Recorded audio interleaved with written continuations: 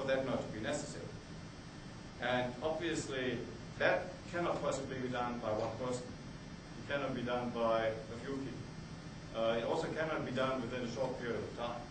So the idea that we produce a different kind of consciousness, that we produce qualitatively superior knowledge through master thinkers, so to speak, who dedicate their time and energy to figuring out certain things that then are supposed to radiate off to everybody else, that's an anachronism itself.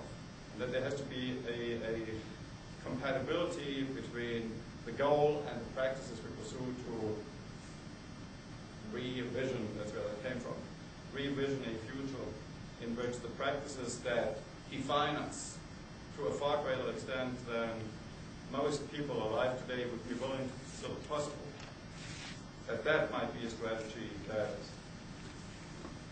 promises to produce some insights, some outcomes that might open up practical possibilities, political possibilities, and perhaps most importantly, organizational possibilities that in the present context are for practical and for theoretical purposes objectively impossible. So the issue is not so much which particular goal we choose, but that we choose a goal, and that we decide to dedicate a certain amount of time and energy to figuring out how the world would have to work, how modern Western society, that insidious artifact, would have to be reconfigured in order for that particular problem not to be in existence in the kind of society that we want to live in. And that might open up possibilities, open doors, so to speak, that will remain closed unless we make that commitment. And I'll leave it at that.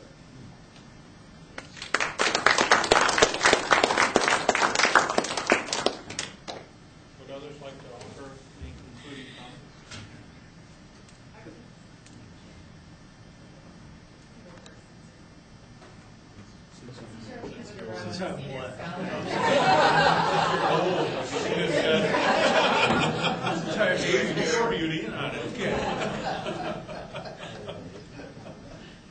Well, just on some things that were just said.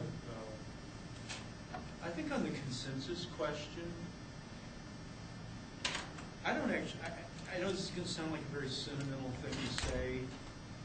More and more, I feel very methodologically and philosophically pluralistic. Let 100 flowers bloom. I think actually what would be better on the consensus level is just institutionally some good fellow feeling and encouragement of each other. And there's no shortage of things to be done and shortage of ways to come at them, and nothing wrong with the fact that there are different ways of coming at these things. I don't really see that as a problem.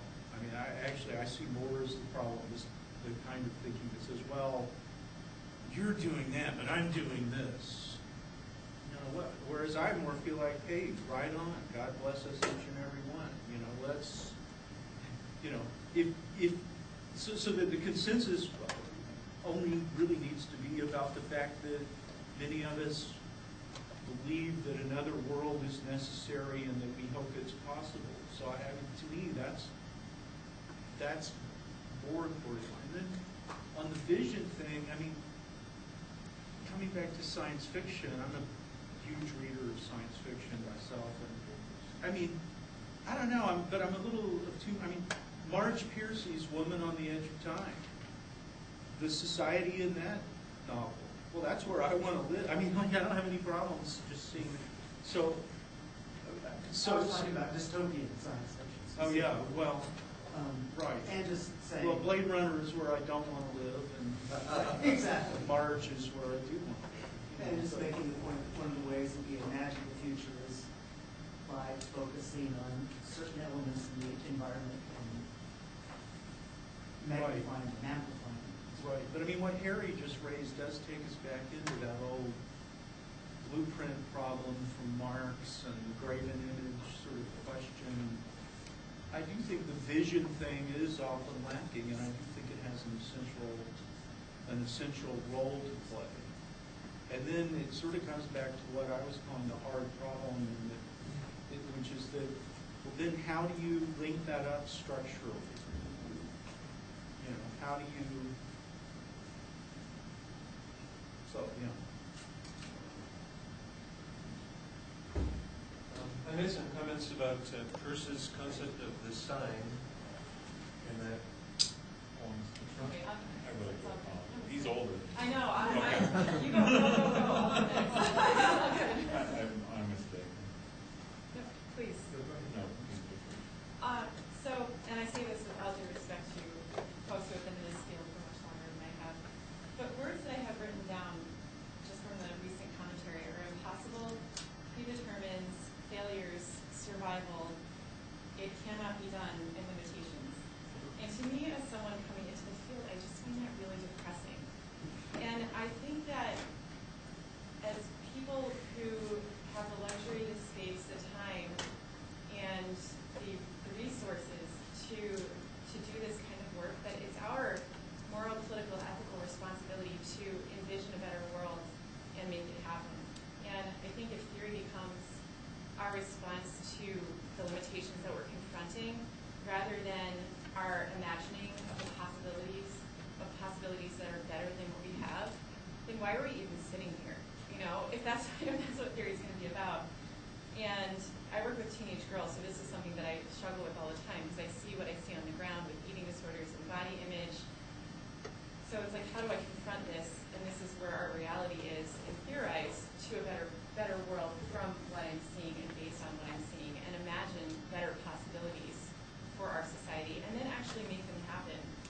And so I think that what I want to say is that theory can't just be about how our world is now and the limitations that we're confronting, but how we can imagine a better world and then work as agents of change for making this world happen.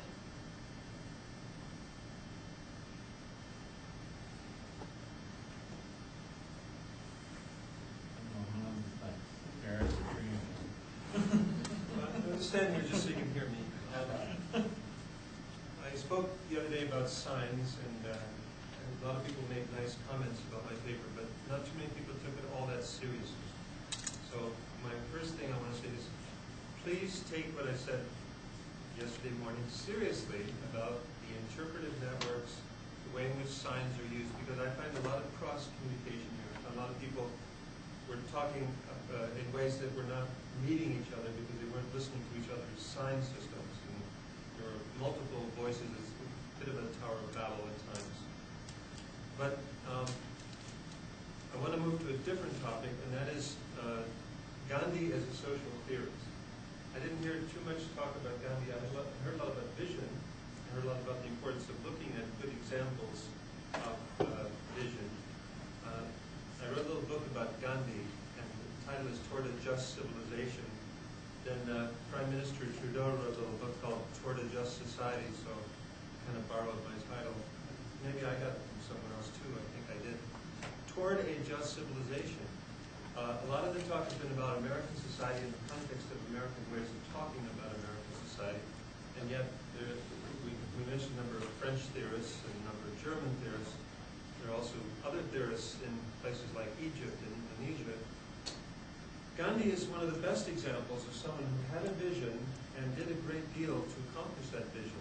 He was, for example, against eating meat, and he didn't hold it against those British civil servants and military officials who did eat meat, but he tried to encourage everybody to consider the implications of what a meat-eating culture is. And in his book, Hind Swaraj, he writes about how Western civilization is so caught up in this thing of eating meat that it has avoided some of the truths of Jain and Buddhist ways of thinking.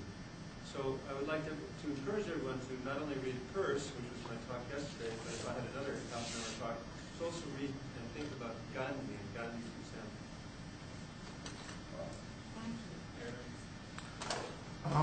Yeah, I think that my comment would be related to both of the two recent comments, which is, I think yesterday in the dystopia presentation, I can't remember the gentleman's name, but there was kind of a call for a social theorist to rise out of like the phoenix of our dystopic society and come and save humanity via revolution.